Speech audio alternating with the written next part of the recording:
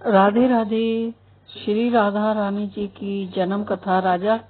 राधा जी के जन्म की आश्चर्यजनक कथाएं आज हम सुनाएंगे।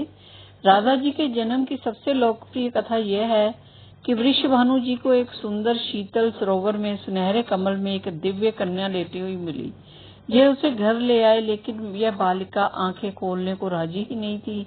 पिता और माता ने समझ लिया कि ये देख नहीं सकती, लेकिन प्रभु लीला ऐसी थी कि राधा सबसे पहले श्री कृष्ण को ही देखना चाहती थी। अतः जब बाल रूप में श्री कृष्ण जी से उनका सामना हुआ तो उन्होंने आंखें खोल दी।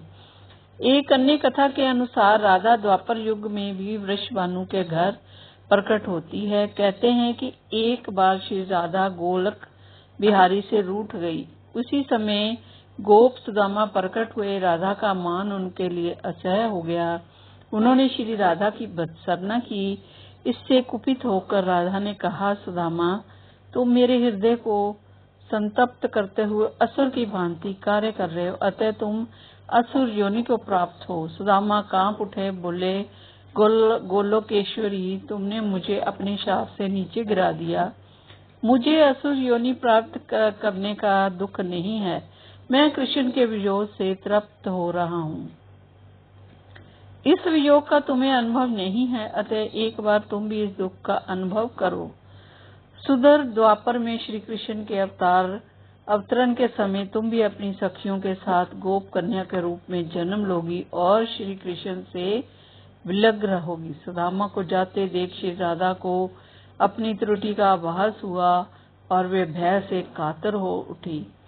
तब लीलाधारी कृष्ण ने उन्हें संतावना दी कि हे देवी, यह शाप नहीं, अब तो वरदान है।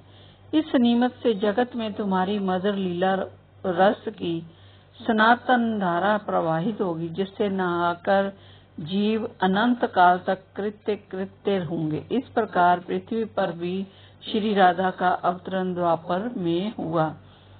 नरेक पुत्र राजा सुचंद्र और पितरों की मानसी कन्या कलावती ने 12 वर्षों तक जप करके श्री ब्रह्मा से राधा का पुत्री रूप में प्राप्त करने का वरदान प्राप्त मांगा। फलस्वरूप द्वापर में वे राजा वृषभान और रानी कीर्तिदा के रूप में जन्मे। दोनों पति पत्नी बने। धीरे धीरे श्री राधा के अवतरण का समय आ गया। संपूर्ण ब्रज में कीर्तिदा के गर्भ धारण का समाचार सुख स्रोत बनकर फैलने लगा। सभी उत्कंठा पूर्वक प्रतीक्षा करने लगे। वह मुहूर्त आया। भाद्रपद की शुक्ला अष्टमी चंद्र वासर मधन के समय आकाश मेघाच्छन्न हो गया। सहसा एक ज्योति प्रसूति गृह में फैल गई और वह इतनी तीव्र ज्योति थी कि सभी के नेत्र बंद हो गए। एक क्षण पश्चात गोपियों ने देखा कि शत सहस्त्र शत चंद्रों की कांति के साथ एक नन्ही बालिका कीर्तिदा मैया के समक्ष लेटी हुई है। उनके चारों ओर दिव्य पुष्पों का ढेर है। उसके अवतरण के समय नदियों की धारा निर्मल हो गई। दिशाएं प्रसन्न हो उठी। शीतल मंद पवन अरविंद से सौरभ का विस्तार करते हुए बहने लगी।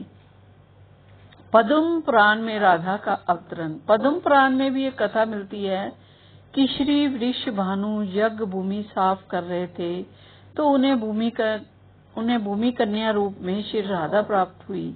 यह भी माना जाता है कि विष्णु के अवतार के साथ साथ अन्य देवताओं ने भी अवतार लिया। वैकुंठ में स्थित लक्ष्मी जी राधा रूप में अवतरित हुई।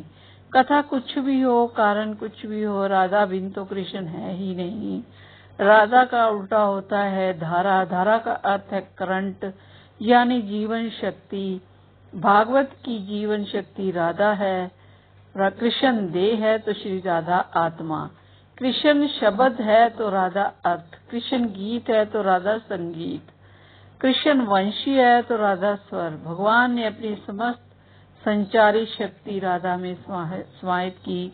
इसलिए कहते हैं, जहाँ कृष्ण राधा जहाँ राधा तहाँ कृष्ण।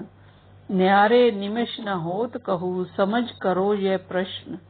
इस नाम की महिमा अपरंपार है। श्री कृष्ण समय कहते हैं, जिस समय में मैं किसी के मुख से रा सुनता हूँ उसे अपनी भक्ति प्रेम प्रदान करता हूँ और धा शब्द के उच्चारण करने पर मैं राधा नाम सुनने के लोभ से उसके पीछे चल देता हूँ। राधा कृष्ण की भक्ति का कालांतर में निरंतर विस्तार हुआ। निम्बार्क, वल्लभ, राधा वल्लभ और सखी समुदाय ने इसे पुष्ट किया। कृष्ण के साथ श्री राधा सर्वोच्च देवी रूप में विराजमान है। कृष्ण जगत को मोहते हैं और राधा कृष्ण को। 12वीं शती में जयदेव जी के गीत गोविंद रचना से संपूर्ण भारत में कृष्ण और राधा के आध्यात्मिक प्रेम संबंध का जन जन में प्रचार हुआ। प्रश्न उठता है कि तीनों लोकों का तारक कृष्ण को शरण देने की समर्थ रखने वाला यह हृदय उसी आराधिका का है जो पहले राधिका बनी, उसके बाद कृष्ण की आराध्य हो गई। राधा को परिभाषित करने का सामर्थ्य तो ब्रह्मा में भी नहीं। कृष्ण राधा से पूछते हैं, हे राधे, भागवत में तेरी क्या भूमिका है? राधा कहती, मुझे कोई भूमिका नहीं चाहिए कान्हा, मैं तो तुम्हारी छाया बनकर रहूंगी। कृष्ण के प्रत्येक सृजन की पृष्ठभूमि यही छाया है, चाहे वह कृष्ण की बांसुरी का राग हो या गोवर्धन को उठाने वाली तर्जनी या लोकहित के लिए मथुरा से द्वारका तक की यात्रा की आत्म शक्ति। आराधिका में आ को हटाने से राधिका बनता है। इसी आराधिका का वर्णन महाभारत, श्रीमद् भागवत गीता में भी मिलता है और श्री राधा का नाम उल्लेख नहीं आता।